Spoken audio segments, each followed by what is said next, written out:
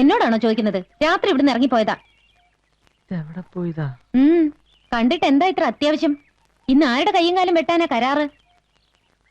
ഈ വെട്ടും കുത്തുമായിട്ട് എത്ര കാലം ജീവിക്കാമെന്ന നിങ്ങളുടെയൊക്കെ വിചാരം? എല്ലാത്തിനും ഒരു അവസാനം ഉണ്ടാവും, അത് മറക്കണ്ട. എന്റെ പെങ്ങളെ, ഞാൻ അതിനൊന്നും വന്നല്ല. എന്റെ ബാഗ് എടുക്കാൻ വന്നാ. ഞാൻ ഇവിടുന്ന് താമസം മാറാ. പോട്ടെ. അവിടെ നിക്കേ. നീ എങ്ങോട്ടാ ബാഗ് കൊടുത്തോണ്ട്? നമ്മുടെ ഗോപാലേട്ടന്റെ കടയുടെ മുകളിൽ ഒരു മുറി ശരിയായിട്ടുണ്ട്. അതുകൊണ്ട് ഞാൻ അങ്ങോട്ട് മാറാൻ പോവാ. അത് നീ മാത്രം തീരുമാനിച്ചാ പോരല്ലോ. ഇതകത്തോണ്ട് വയ്ക്ക്. ഉസ്താദെ, അത് ശരിയാവില്ല. നീ ആരെ പേടിച്ചിട്ടാണ് ഇവിടുന്ന് ഇറങ്ങിപ്പോകുന്നത്? ഇത് എന്റെ വീടാണ്. ഇവിടെ ആര് താമസിക്കണം, ആര് താമസിക്കാതിരിക്കണം തീരുമാനിക്കുന്നത് ഞാനാണ്. മനസ്സിലായോ? ആരും പേടിച്ചിട്ടല്ല. ഇനി ഞാനിവിടെ താമസിക്കുന്നത് ശരിയല്ല. പെങ്ങളെ, ഞാൻ പോട്ടെ.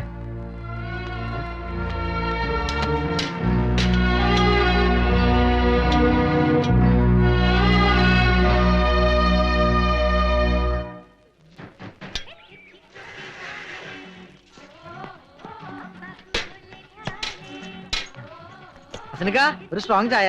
ഇങ്ങോട്ട് ഒരു ബാഗൊക്കെ ആയിട്ട്. ഞാൻ നമ്മുടെ ഗോപാലന്റെ പീടിയുടെ മുകളിലേക്ക് താമസം മാറ്റാൻ പോവാ.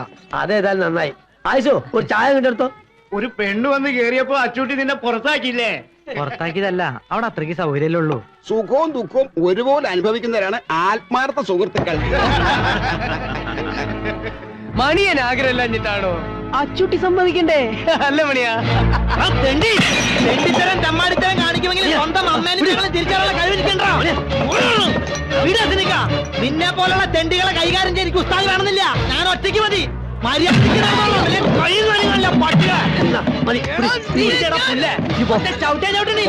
അന്നോട് ഞാനാ പറഞ്ഞു.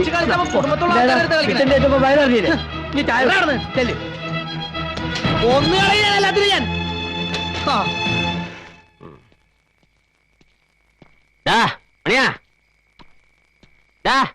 മണിയാ, ഇവനിത് എവിടെ പോയി കിടക്കുന്നത്? ഓ, നീ ഇവിടെ തന്നെ കുടിയിരിക്കുകയാണല്ലേ? വന്ന ഉടനെ ഇറക്കി വിട്ടില്ല അവനെ. അവകാശം സ്ഥാപിക്കാൻ. അങ്ങനെ ജയിച്ചു എന്നൊന്നും ആരും വിചാരിക്കണ്ട. നിന്നെ അനുഭവിപ്പിക്കും ഞാൻ. നോയിക്കോ. ഇതിൽ കൂടുതൽ എന്ത് അനുഭവിക്കാൻ? എന്നെ ഈ നരകത്തിലെത്തിക്കാൻ നിങ്ങളെ കൊണ്ട് കഴിഞ്ഞല്ലോ. ആര് പറഞ്ഞത് നിന്നോട് ഇങ്ങോട്ട് വലിഞ്ഞു കയറി വരാൻ? ഇറങ്ങി പോടി ഉല്ലേ. എവിടേക്ക്? ജീവിക്കുന്നെങ്കിൽ അത് ഇവിടെ നിങ്ങളോടൊപ്പം ആയിരിക്കും. ഇതിലെ വെള്ളം ഇവിടെ പോയി. ചോദിച്ചത് കേട്ടില്ലേ? ഞാൻ കുടിച്ചു. കുടിക്കേ? എന്താ, എനിക്ക് വെള്ളം കുടിക്കാൻ പാടില്ലേ? ഒരു പട്ടിയെ കൊണ്ടുവന്ന് കെട്ടിയിട്ടാ പോലും അതിനെന്തെങ്കിലും കൊടുക്കണം എന്നുള്ള വിചാരം ആർക്കുണ്ടാവും?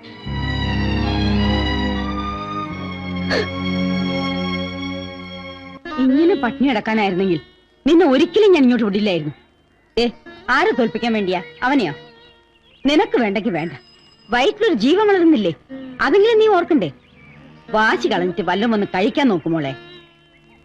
എന്നും ഭക്ഷണം ഒരുക്കി തരാൻ ചേച്ചി ഉണ്ടാവോ? സ്വയം കണ്ടറിഞ്ഞെല്ലാം ചെയ്യുമെന്ന് നോക്കട്ടെ. ഇക്കാര്യത്തിൽ എനിക്ക് അല്പം വാശി ഉണ്ടെന്ന് തന്നെ കൂട്ടിക്കോളൂ. ഭക്ഷണത്തോട് വാശി പിടിച്ച് ഇങ്ങനെ പട്ടിണി അടക്കരുത്. അത് ദൈവദോഷ. അല്ല, എന്താ നഴ്സമ്മ പുതിയ കൂട്ടിയിരിക്കുക? എന്ത് പറയാനാക്കാ, രാവിലെ മുതൽ പട്ടിണി ഇരിക്കുക. എന്താ നോമ്പാ? അല്ല, അച്ചൂട്ടില്ല ഇവിടെ? അവൻ രാവിലെ ഇറങ്ങിപ്പോയതാ. കാട്ടുപോയിക്കെന്ത് ചങ്കരാന്തി. ഓനുണ്ട് ഇത് വല്ലതും തിരിയാൻ പോണ്. ഇത്രയും കാലം പെണ്ണും പെടുക്കോ ഇല്ലാണ്ട് ജീവിച്ചോനല്ലേ. മോള് വിഷമിക്കണ്ട. ആളൊരു മുരടനാണെങ്കിലും ഓന്റെ കൽബ് നല്ലതാ. ഞമ്മക്കറി അസലായിട്ട് ഓനെ.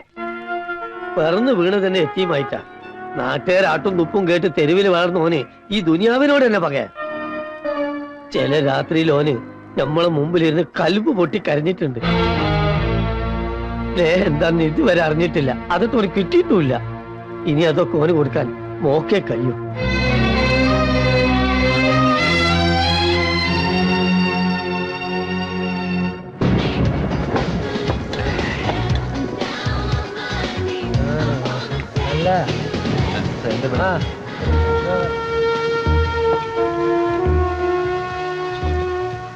ഒരു പട്ടിയെ കൊണ്ടുവന്ന് കെട്ടിയിട്ടാ പോലും അതിനെന്തെങ്കിലും കൊടുക്കണം എന്നുള്ള വിചാരം ആർക്കും ഉണ്ടാവും.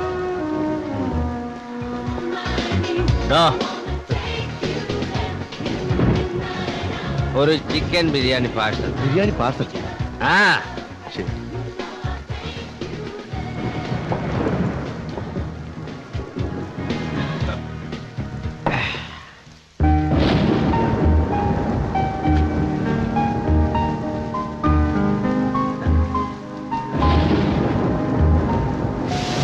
നിർത്തടാ.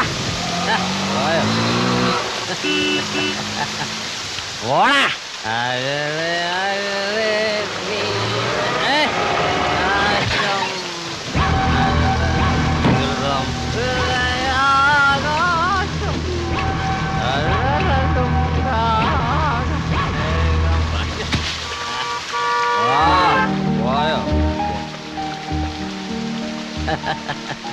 ഒരു ബിരിയാണി മേടിച്ചുകൊണ്ട് തരാന്ന് വെച്ചപ്പോ അതിങ്ങനെയായി. നിനക്ക് ബിരിയാണി തിന്നാനുള്ള യോഗം ഇല്ലടി പെണ്ണേ.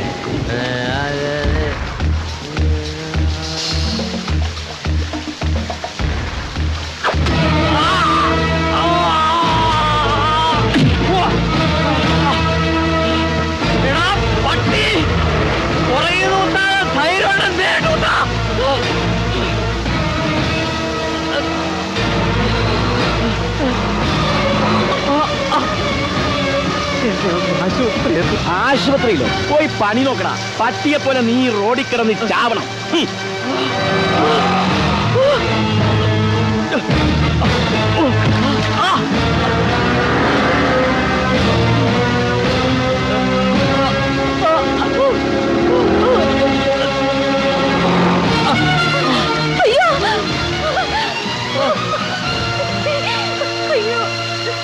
എന്ത് പറ്റി? അയ്യോ, ആരാ ഇത് ചെയ്തത്?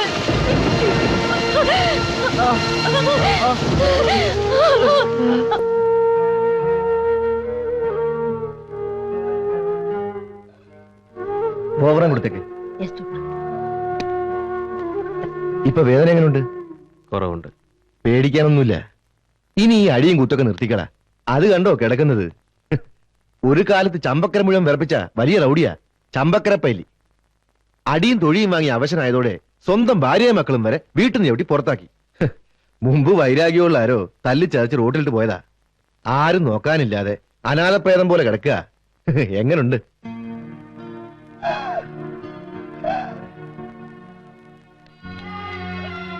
ചേച്ചി, എന്തു പറ്റി? ബ്ലഡ് എവിടെയെങ്കിലും തട്ടിയതായിരിക്കും. നോക്കട്ടെ. ഈ ടാബ്ലറ്റ് അല്ല, ഇതിലെ 6ാമത്തെ ടാബ്ലറ്റാ വേണ്ടത്. അയ്യോ, ഞാൻ മാറ്റി വാങ്ങിട്ട് വരാം. പെങ്ങളെ ഞാൻ പോയി വാങ്ങിച്ചിട്ട് വരാം. വേണ്ട, ഞാൻ തന്നെ പോയിട്ട് വരാം.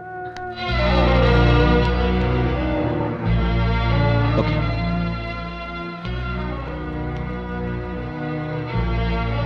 അച്ചുട്ടി, ഈ പുണ്യം ചെയ്തവനാണെന്ന് ഞമ്മക്കിപ്പോ മനസ്സിലായി. അല്ലെ സിന്ധുവിനെ പോലത്തെ ഒരു പെണ്ണിനെ അണുക്ക് കിട്ടൂല. അച്ചൂട്ടിയെ ഉപദേശിക്കാൻ ഞാൻ ആരുമല്ല. എന്നാലും പറയാ, ഇനിയെങ്കിലും നല്ല രീതിയിലൊക്കെ ജീവിക്കാൻ നോക്കണം. ഒരു ജന്മം മുഴുവനും അനുഭവിച്ചു തീർക്കാനുള്ള ദുഃഖവും വേദനയും ഈ പ്രായത്തുള്ളിൽ അവൾ അനുഭവിച്ചു കഴിഞ്ഞു. ഇനി അവളുടെ ജീവിതം അച്ചൂട്ടിയുടെ കയ്യിലാ.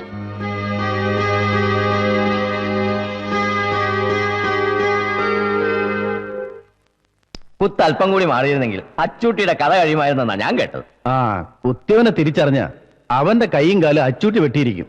അത് ഉറപ്പാ. ആ പിന്നെ സാർ, എന്റെ ട്രാൻസ്ഫറിന്റെ കാര്യം എന്തെങ്കിലും ഉടനെ ചെയ്തില്ലെങ്കിൽ എന്നെ കാസർഗോഡ് തന്നെ സ്ഥിരമാക്കും.